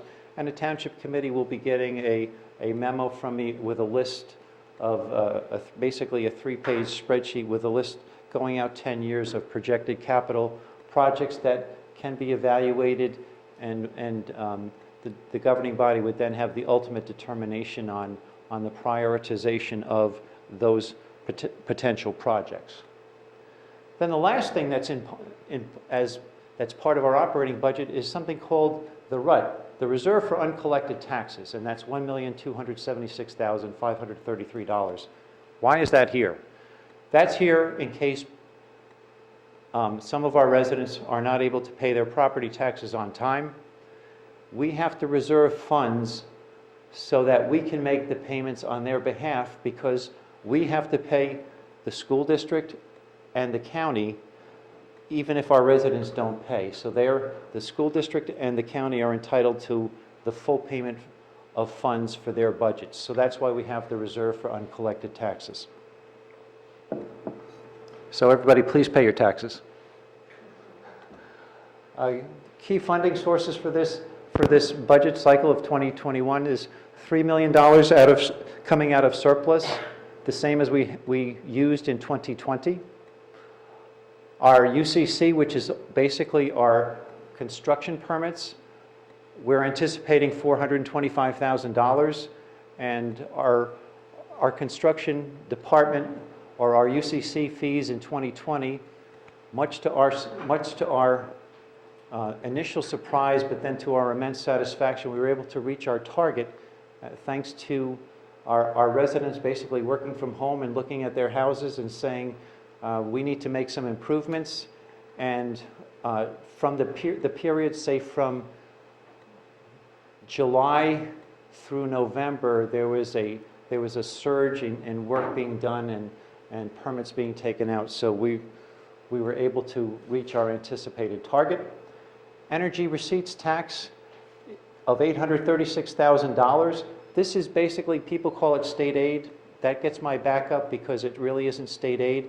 This is the gross receipts and utilities taxes that go back to the 1880s, where municipalities received a fee for the use of their rights-of-way for everything from telegraph lines, telephone poles, things of that nature. And this has stayed flat for the last 15 years. So some of our revenue decreases, we had talked about before, but we had the municipal court, interest on investments, and we had Colony Pool with its shorter season. So I know that the Colony Pool Committee has been working hard. They're going to come out with a new advertising campaign, and they're looking for early March, is it? Yeah, mid-March, I think, is what they're planning on start. Okay, so there's a good opportunity for people to sign up for Colony Pool and help us have a very good season. Okay. So these are some of the reasons why we've made adjustments in our revenues, and let's see. For capital, we talked about the 5% down payment before. We have road paving that we're going to do. There's repairs and upgrades to our municipal facilities. We will fix some infrastructure, everything from security cameras to leaky roofs to broken pipe in the ground. We're doing an inflow and infiltration study right now, so we will be able to determine where there's leaks in our sanitary sewer system, and then we have funds in our capital budget so that we can go out and repair those leaks and make sure that we repair problems, but we stop smaller problems from becoming bigger problems. We're also looking for grants, and we have been fortunate. We have several grant-funded projects that are underway. We received a grant thanks to our engineers for the paving of Noe Avenue, so that's $162,000. We have body armor grants. We have grants for additional engineering on the Shunpike sidewalks, as well as Lafayette safe routes to schools. And then you heard Joe Basralian talking about the Hilltop Walking Trail. We do have a grant that we will begin to use. There's a contract that's been awarded so that we can put in a walking trail. So those people that are walking on the dirt and the stumps, they will have an easier time of it in the summer. And who knows, maybe next year if we have the same amount of snow, we can have a really neat sleigh riding hill there. Just don't tell our risk manager we don't want him to have a heart attack. And then every year we budget money for our fire departments, for our 2 fire departments, so that we will have funds available to purchase trucks in the future. Last year, the Green Village Fire Department, they received funds so that they could have new Scott packs, which are now in use, and that's something that was much needed. And this just helps our volunteers when they have to go in and into smoke-filled rooms or into a fire. And the new fire truck. And then, yes, we have a new fire truck that came from one of our few older bond ordinances. We had an ordinance for $1.1 million for 2 fire trucks for the Chatham Township Fire Department. So they've received one, and another truck is somewhere in the schedule for delivery in the future. And then affordable housing. So we have capital expenses for affordable housing, for future purchases of property, as well as work that's going to have to be done on one of the properties that was purchased at 490 River Road, so that we will be able to turn it over to a developer for the 2 ranch houses that will be built there for our residents, our future residents that have disabilities. So let's take a look at the tax bill breakdown. Last year we used $1 for the breakdown. This year we'll use a pie chart. Maybe next year we'll go back to the $1. But the breakdown is that 65% of your tax dollar goes to the school district. The county receives 15% of your tax dollar. The municipality, the township, receives 17% of the tax dollar. So what we're talking about tonight, and what we'll be talking about in March, is that green slice, that's 17% out of your tax dollar. So that green slice, the amount to be raised by taxes in there is $10,603,999. And then we have the open space. Open space is 1% out of the tax pie, and the library, receives 2% out of the tax money. So what do we receive for that, basically that 20%, the 17 cents the 17% from the municipal portion, the open space and the library. We have recycling pickups. We have road plowing. We have maintenance of streets. We have maintenance of parks and recreation. We have a wonderful library that we share with the borough. We have our police department that provides 24-hour services 7 days a week to us. We have our emergency services, which includes the 2 fire departments, the Chatham Township Fire Department, the Green Village Fire Department, and also a contribution to our emergency squad, as well as OEM and some other groups. Fire safety is different from the fire department. That's inspections to make sure that commercial establishments are safe and meet the code so that we have less chance of having active fires there. We also have our sewer treatment plants. So we have our pump stations and we have our main treatment plant, and that way when you run the water in the sink or you flush the toilet, it goes away and it gets treated. We also have our health department, and 3 years ago, you wouldn't have thought much about the health department, but last year and this year, the health department has been a godsend. So our health department is part of our municipal services. We also have administration, elections, and records. So that's the clerk running the elections. That's records that we hold for people and give to them. It's the strategic planning that we do for current and future needs of the township. It's the planning board, the zoning board. It's our construction office, and also our senior center. They're in our building, and they run great programs out of this building, and they're a wonderful help to all of our residents, young and old. Also out of that is our capital projects. So it's road maintenance and reconstruction. This year we're recommending that we spend $300,000 on roads. We have the I&I program that we're looking at, the inflow and infiltration, and then we're going to fix some of our pipes. We have field maintenance and parks recreation. We have improvements that we're funding for Colony Pool both now and in the future, as well as repairs to the tennis courts. We have work that is ongoing in our buildings that will be funded through capital ordinances. We have fire trucks and large apparatus that we save for, and as well as public works equipment and vehicles. And again, one of our most significant capital outlays in 2021 will be affordable housing. So let's talk about open space. And I'm not sure why I'm doing this, but our open space tax, in 1999, our residents voted for a 2-cent tax for open space. In the past, by ordinance, that amount has been reduced from 2 cents down to a penny, to a half cent, to a penny. The township for 2021, we're recommending that the open space tax be left at 2 cents, and we're recommending this for a couple of reasons. It will allow us to pay off our existing bonds and notes for recreation and for open space. So there's approximately $1.4 million that the open space tax is funding for the purchase of properties. As I mentioned, the one on the corner of Southern Boulevard and River Road, as well as a property that was bought in 2007.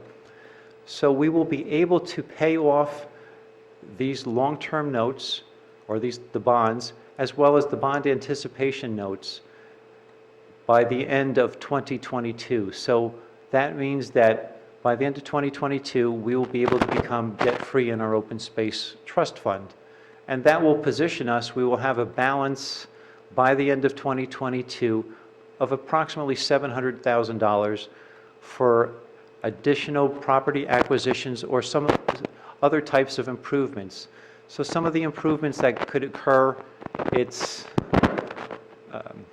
if we needed to make improvements at Nash Field, or we wanted to add some amenities to the Hilltop walking path, things of that nature, there's guidelines that are provided by Green Acres, and we would be following those guidelines. But you can use those to repair capital structures on Green Acres or open space property.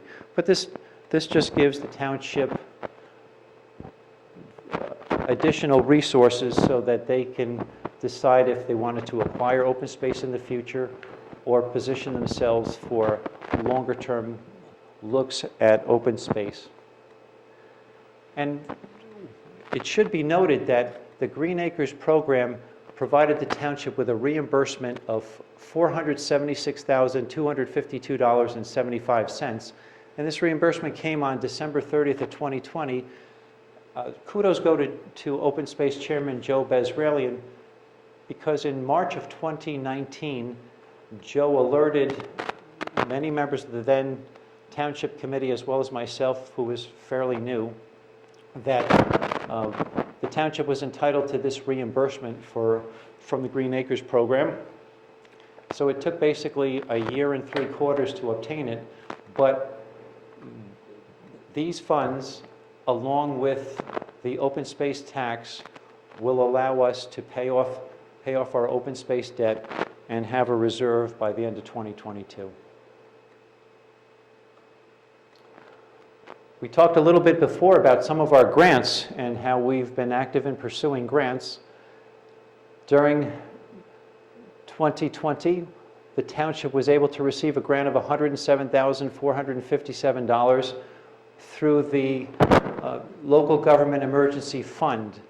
And this was a program that it came into effect basically in the middle of October. All of the work had to be done by the end of December, and the state, part of the statute was that the state had to reimburse the municipalities before the end of the year. So some of the Township Committee members may remember that we had a special meeting. You were gracious enough to allow us to apply.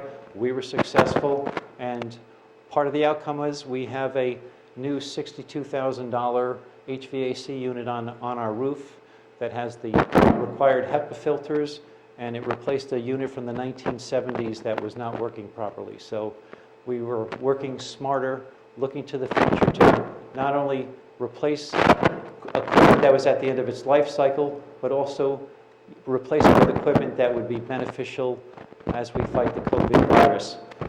The town has some other expenses that we will be able to submit through FEMA, but we were also successful in 2020 with a program through PSE&G Direct Install, and that program allowed PSE&G to pay for 70% of our energy efficiency projects. So we were able to put 2 new boilers in buildings here and at the police department, new lighting in this building, new lighting in the police department, as well as 3 HVAC units up on the roof, so that we don't have to replace those 1970 units with funds out of our capital. We were able to get grants to do that. So based on this, we were able to receive total grant funds of $341,376.93, and we're always looking for more, and we have some others that we're actively working on. And again, we're going to be submitting approximately $110,000 worth of what we believe are reimbursable items through to FEMA for some of our COVID expenses. There's a stimulus package that's in Washington right now. It's a $1.9 trillion proposal. $350 billion is proposed to go to state and local governments. I'm not sure where that will go, but this is something that the Congress is evaluating. There's going to be a vote on it, I believe, tomorrow in the House of Representatives, then it'll go to the Senate. According to NJ.com, Chatham Township may be entitled to up to $1,900,272. Those funds, if they are voted on, would not come to the township until late in 2021, and that would be considered, whatever the amount is, miscellaneous revenue not anticipated, and that's how it would be brought into the budget. We'll have more information on that as we get closer to March 25th, but since this is out there, I wanted the governing body to know about it, but this is not going to have an immediate impact on our budget or the budget process, but you should know about it, our residents should know about it. Lots of times when there's grant funding or there's some kind of funding like this, there are requirements or there's strings attached, and we have no idea what is related to that, but it's out there, so we will watch it and see what happens. And again, the budget process, this is the introduction of our budget. We're going to have the public hearing on the 25th of March. We will go through the cycle with capital ordinances and public hearings on the ordinances, and then sometime in the summer, we hope to be able to begin paving roads, doing other work that's needed to make investments in our township and to keep things running smoothly. And in closing, I do want to say thank you to our Finance Committee, to Deputy Mayor Ewald, and to Committeewoman Felice for meeting with myself and our CFO and going over the budget and making some very key, asking some key questions and making some very good points to make sure that we didn't have any blind spots. And I do appreciate it. This is a unique set of circumstances in 2020 and 2021, and the more eyes we have on it, the better. So I do appreciate it. And I do want to thank our CFO and our auditor and our bond counsel, as well as our department heads for going through this. And the process is a little different than it's been in the past, but it's been a journey. We're not over, but it has been a good evaluation and analysis of our needs. So with that, I will look forward to questions on March 25th. Thank you. Thank you very much, Bob, and thank you to Deb, and thank you to our bond counsel and all of the people who work in our financial offices. Thank you to Ashley for putting together a brighter presentation than we normally have. We're finally getting there. Thank you to Stacy for her second year on the Finance Committee, and to Ashley for joining the Finance Committee this year.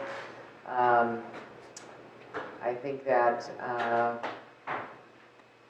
we're coming out on the lucky end of this, having gone through the presentations and also been involved in the budget process as well for the past couple of years. It's great to see kind of the fruits of this new budget process that we've introduced with goals and objectives, planning, looking at debt, making sure we're paying down debt where it's applicable and appropriate. It's great to see that we have a slight reduction in the tax rate, tax increase year over year, and the fact that we're doing more with it, with a proposal to go to 2 cents for our open space. And there's a lot of good things in this budget. There's a lot of good things that are going to be done to address some of the more immediate needs that we have to fix facilities, fix roofs, kind of go after the things that just haven't been done, as well as increase or better the delivery of services.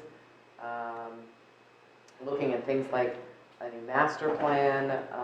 There's a lot in here. And it's good to see that process, Bob, take shape, where we're getting to actually do things. So thank you very much for all of your hard work, and certainly to Deb and our bond counsel and our financial partners. And our auditor, yeah. And our auditor. I think Valerie's on here. So thank you all very much. It's an arduous process. And I'm going to open it up to any questions or discussions from from our committee members before we move on to the introduction of the budget?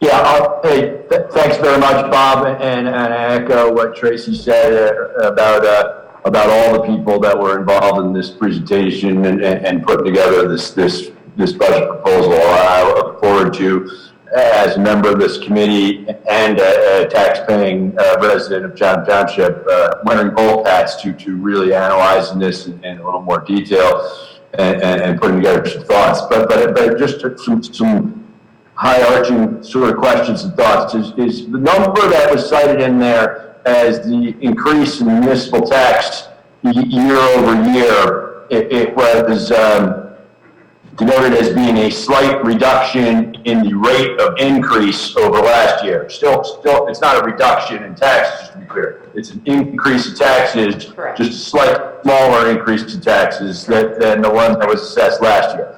Now, but does that figure, that specific number, include the, and I know there's semantic issues here regarding the reset and the reduction and whatever, so I won't say increase, but does that figure of the municipal tax increase that you're talking about include the, I'll call it different open space tax that would be assessed under this plan as opposed to last year's plan?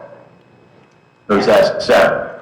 It was a 1 cent open space tax in 2020. The proposal is to go to 2 cents in 2021. And either Stacy or Ashley or Bob can correct me in that is included in the... Mayor, it's actually to keep it at 2 cents rather than to opt to reduce it. I'm sorry, yes. The ordinance is at 2 cents and it's been reduced to half a penny and we got it back to a penny, and now we want to go to 2 cents.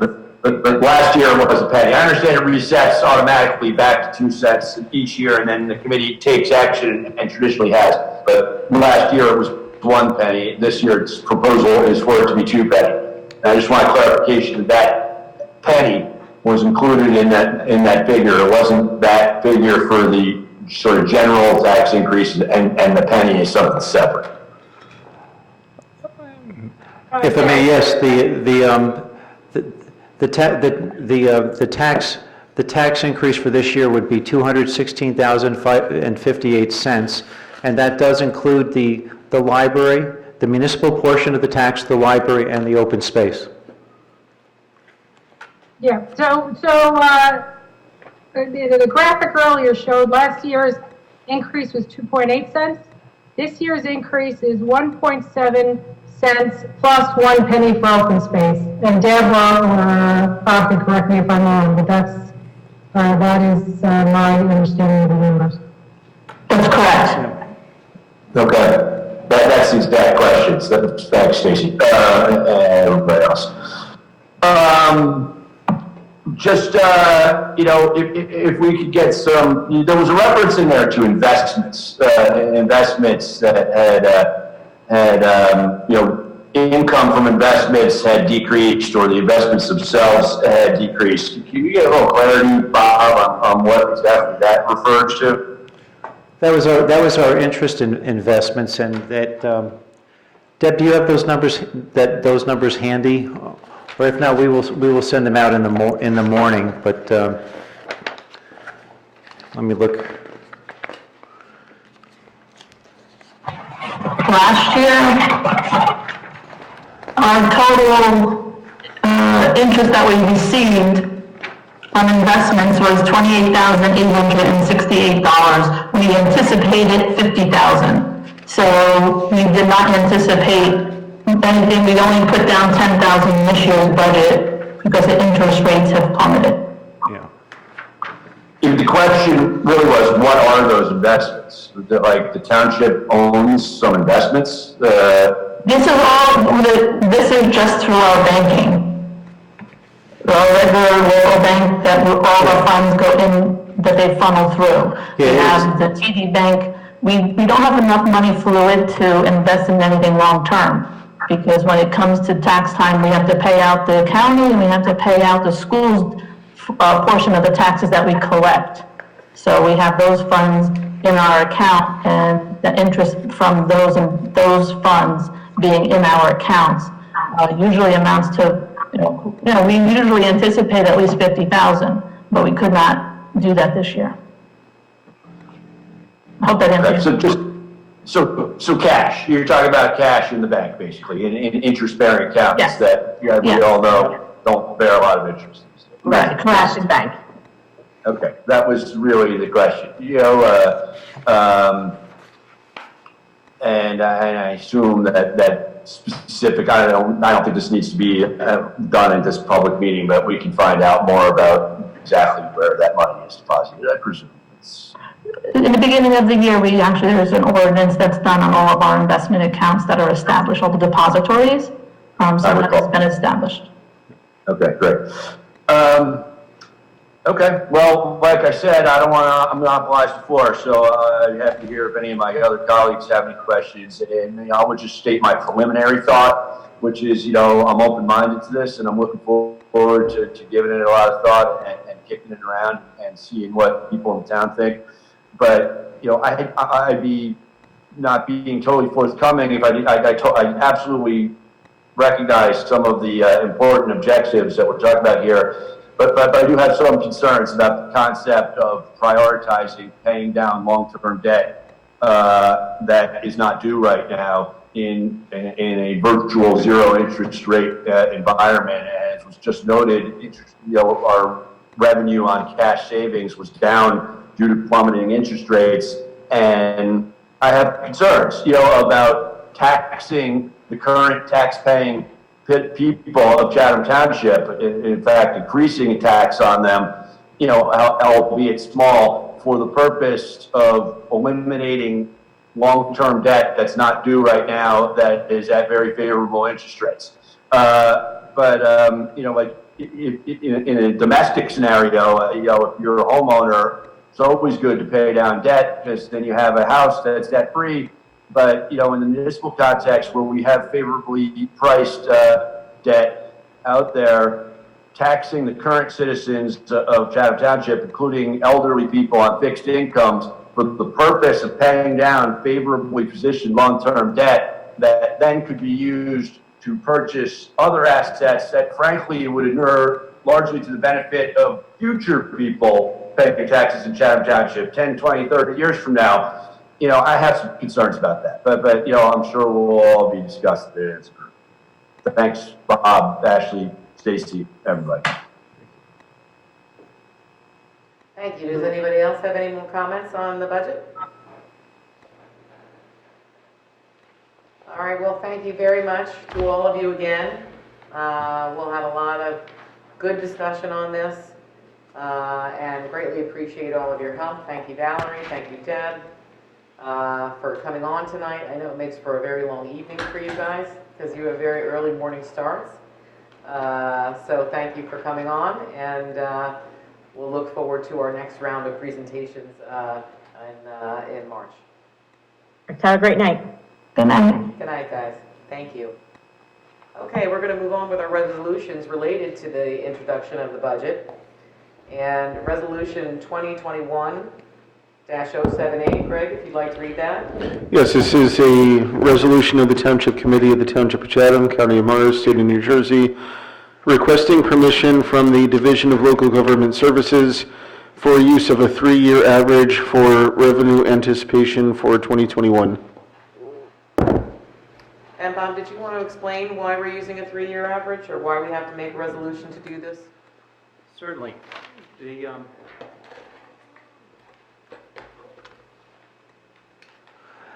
What this does is this allows us to take a 3-year average where we didn't make our anticipated revenue in 2020 because of COVID. So we have, based on recent directions or recent changes in the law from the state, we are able to take a 3-year average when we look at our revenues, and we can either use that for specific lines or for several lines. And This year, this specific resolution is for Colony Pools, so that we can use a 3-year average, so it's not as, the impact is not as severe, and it gives us time to return to our goal of making sure that we make investments in Colony Pool, that we have the opportunity to increase the membership, and that we get it towards the revenue neutral state that we had talked about back in 2019. And maybe this is a good time for another commercial. Sign up for Colony Pool, please. Terrific, thank you very much. Do I have a motion to introduce? And pay your taxes, don't forget, Bob. Would be to adopt. What? It would be, this is motion to adopt the resolution. You said Yes. introduce, yes. Yeah, we need a I'm motion to sorry, adopt. a motion to adopt resolution 2021-078. So moved. So moved. I have a second? Second. Second, thank you very much. Is there any committee discussion on this? Seeing none, we'll go for a roll call vote. Mrs. Felice? Mr. Hamilton? Yes. Mrs. Fondaco? Yes. Deputy Mayor Ewald? Yes. And Mayor Ness? Yes, Motion passes. thank you. And then we have resolution, our next resolution for the municipal budget, which we just actually did. We introduced the municipal budget through Bob's presentation. But this is the resolution to actually introduce The the, resolution to budget. actually introduce it, so if you could read the title. well, just, municipal budget notice, there's not really much of a title. It's, Do I have a motion to introduce the resolution introducing the 2021 municipal budget? So moved. adopt the resolution to introduce the budget. We have a motion from Mrs. Felice. Is there a second? Is there a second? Second. Thank you. I heard Celeste first. Okay. Committee discussion? Yes, if there's any discussion. Seeing none, we'll go for a roll call vote. Mrs. Felice? Yes. Mr. Hamilton? Yes. Mrs. Fondaco? Yes. Deputy Mayor Ewald? Yes. And Mayor Ness? Yes, And as was noted earlier, the public hearing and final adoption of the budget will be at our March 25th meeting, yes. at which time the public can ask questions. And I should also note that the budget document will be posted on the website, and Bob, I don't know if you mentioned before, we plan to post that presentation on the website as well. We do. Terrific. Do I have a motion to adopt resolution 2021-080 budget self-examination? So moved. Second. Thank you. Is there any discussion on this item? Okay, hearing none, can we go to a roll call vote, please? Mrs. Felice? Yes. Mr. Hamilton? Yes. Mrs. Fondaco? Yes. Deputy Mayor Ewald? Yes. And Mayor Ness? Yes. Motion passes. And then we have an introduction of an ordinance this evening. This is the introduction of ordinance 2021-05 for street names. Greg, would you like to read the title of the ordinance, please? Ordinance of the Township of Chatham, County of Morris, State of New Jersey, naming the streets located in the Township of Chatham in the Dixie-Dale development. And is there any, do I have a motion to introduce ordinance 2021-05 street names? So moved. Do I have a second? Second. Thank you. Do I have any discussion on the introduction of the ordinance? We will have a public hearing, Greg, and when will that be scheduled? That'll be at our next meeting on March 11th. At our next meeting on March 11th. Is there any questions, concerns about the introduction of this ordinance? Okay, I just had a sort of question. Is there only going to be 2 streets in that development? Yes, it's the entryway is going to be the Enclave Boulevard, and then, the rest of there's just the entryway, and then the main road is going to be Samuel Way, which that was a condition of the planning board that it be named after the Averett family. Yep. Okay, thanks. Mrs. Felice? Yes. Mr. Hamilton? Yes. Mrs. Fandako? Yes. Deputy Mayor Ewald? Yes. And Mayor Ness. Yes. And as noted before, the public hearing will be scheduled for March 11th. Thank you very much, Greg. Now we have our consent agenda. Greg, could you read the resolutions on the consent agenda? This evening, we have Resolution 2021-081, receipt of reports, 2021-082, approving meeting minutes, 2021-083, approving executive session minutes, 2021-084, approving special law enforcement, appointing special law enforcement officer, Class 3, Resolution 2021-085, settling tax appeal, Resolution 2021-086, awarding contract for Allen Tank Project, and 2021-087, forgiving interest penalties due to postal system delays. Thank you very much. Do I have a motion to approve the consent agenda? So moved. Do I have a second? So the first, we'll go to Stacy, and we'll give the second to Ashley. Roll call vote, please. Mrs. Felice? Yes. Mr. Hamilton? Yes. Mrs. Fandako? Yes. Deputy Mayor Ewald? Yes. And Mayor Ness. Yes. Motion passes. All right. Terrific. We are now in our second hearing of citizens. And the rules that we stated at the beginning still apply. Do we have anybody for our second session? I do not have any hands raised at the moment. Wow, is it possible that it's before 10 o'clock? Seeing no one for our second public hearing, we'll close the public hearing. We do, as I explained earlier, we do not have an executive session. Do I have a motion to close the meeting for this evening? So moved. So moved. Wonderful. Thank you. Everyone stay safe, be well, be kind. We'll see you at our next meeting on March 11th. What? All in favor? All in favor? Aye. Aye. Then go out and be safe, be well, and be kind. Have a good night. Good night, everyone. Thank you. Good night, everyone.